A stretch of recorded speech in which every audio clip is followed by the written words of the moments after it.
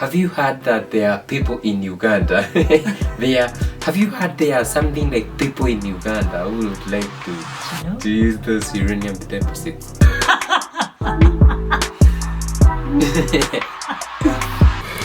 We have also agreed with the Russian groups on building a nuclear power station for generating electricity. And that one is going on, and I'm very happy with that.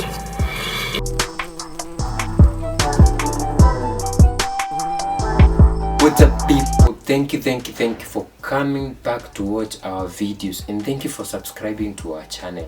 If this is your first time seeing these two faces, kindly consider subscribing to our channel. We celebrate Africa every day. Whatever small that is happening, we are here to say yay. So we are going to Uganda now, and Russia together with South Korea, Russia and South Korea will be constructing a nuclear power plants. Actually, there will be two nuclear power plants. One is 7,000 megawatts and another one is 8,000 and maybe 8,600 megawatts. So in total it will be 15,600 megawatts. Kudos to Uganda, kudos to Museveni. We saw in the Russian African Summit, we saw Museveni thanking Putin and telling him that we also need nuclear power plants in Africa. And we saw him thanking him for they had already started something, and they had already developed a laboratory for this. We can cooperate in economic development because there is big potential, and we have already started. I thank you very much for the laboratory, and I thank you for the scholarships. Even in the past, we have had many of our students studying here, but now we propose new areas, like for instance the area of refinery and exploration of for petroleum products. We have got some little oil which we want to export as crude, but also refine for the East African market. Then we have got the pipeline to the ocean for the crude oil, in which we are involved with Total, the French company, and some Chinese companies, but Russian companies can also come in and invest in that East African crude pipeline, because it can pour the oil of not only Uganda but even South Sudan and Congo Kinshasa. We have also agreed with the Russian groups on building a nuclear power station for generating electricity, and that one is going on, and I'm very happy with that. Then we have fertilizers, very big potential for phosphates and for potassium, and also for ammonia. And I would want to invite Russian companies to if they can, to take part in that.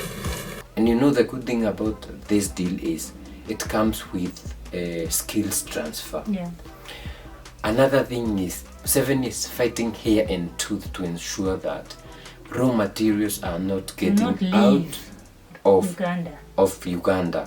That's why he's fighting to have nuclear power plants, because they actually discovered uranium in Uganda. There's a video in which he was telling a story where investors came and told him, we know you have uranium, we want to mine it and ship it as raw materials. And he was asking them, do what? So have you heard that there are people in Uganda? Have you heard there are something like people in Uganda who would like to use those uranium deposits? So eventually he refused, and those guys never came back. And the thing that Museveni is doing is he's not giving anybody any chance to ship raw materials from Uganda. That's the good thing with presidents like Museveni, who are not driven by, okay, I don't know about personal needs, but at this point I'm seeing a different Museveni. Yeah, he's talking too much, and I hope he's walking the talk. No. If you want to take out our resources and we get little, then they better stay in our country until we are able to use them. Yeah, because he was giving an example of iron ore, because they have iron ore in Uganda, and they were talking about they have like 500 million tons of deposits, that is iron ore deposits, and he was saying there's an Indian investor who wanted to mine it and take it away, and if he mines it and takes it away, wherever he's going he gets $700 per ton. But Once in Uganda they get 47. So we like no. And with that, Uganda just opened a steel manufacturing plant in Iganga last year, $200 million worth of steel processing. Imagine if plant. that Indian came and took that deal. Because last year they wanted to ban the smelting of scraps, so they started their own power plant in Iganga, because Uganda has been using about 350 million or billion dollars, I'm not sure, of to import steel. But now this year they are planning on doing another one in another area.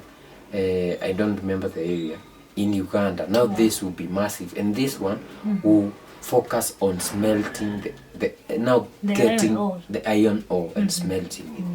You see? Yeah, and then on the nuclear power plant, there are reports that even in 2016 they wanted to build a nuclear power plant, but because of, I don't know if it's money or if it's politics. I think they already signed it, because even in 2019 I saw Rosatom, that is the Russia atomic energy company, signing a contract with the Minister of Energy of Uganda. So I think this and that's why you hear there's already a lab that Museveni is thanking Putin for, and he's saying there are already people working on it, so it's already ongoing. Yeah, and he also talks about the selling of, because he's also asking Putin to assist him in building a refinery, because Uganda, they started from extracting fossil fuel. And there's a pipeline coming from Uganda through Tanzania to the ports. So he wants to sell his fossil fuel outside. He says, I want to refine some for the East African market.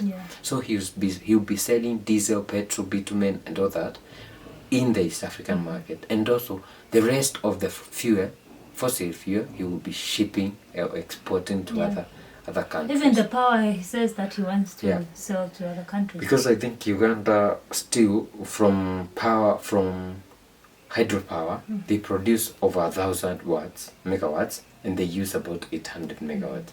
So now imagine they will be producing 15,600.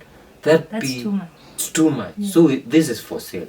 So Uganda will be in the future the superpower of power. Because nuclear, hydro, and then iron, and then he even banned the exportation of timber, and unless it's all a finished wood product. Even from government offices and all these guys who are importing furniture from other countries, he's also encouraged them to buy furniture from the local manufacturers. So it means he's also trying to push for the employment for youths and all things like that. Yeah, he says if we ship out raw materials, we ship out our employment for the youth. There's no employment. This is brilliant. But I hope, because people from Uganda said that he's been there for decades and nothing much has changed. I hope this is the time which he said, now it's time to develop Uganda. Let's hope so, because wow. People from Uganda, let us know. Let us know what you think, guys, because you're the people on the ground. We can only celebrate you. what is happening in Uganda. Yeah. And we do celebrate you. And let's hope your president will at least do something that is tangible, with the time that he has in office. And it's brilliant to see these things on paper when they are talking, to listen to him speak, because the vision he has. When we see this vision, these things, we definitely don't know that Africa is growing.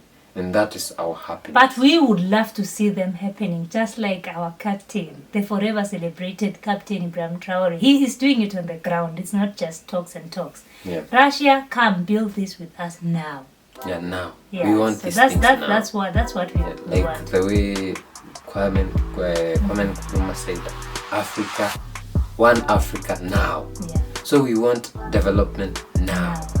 So guys, thank you for watching. So we see you in the next one.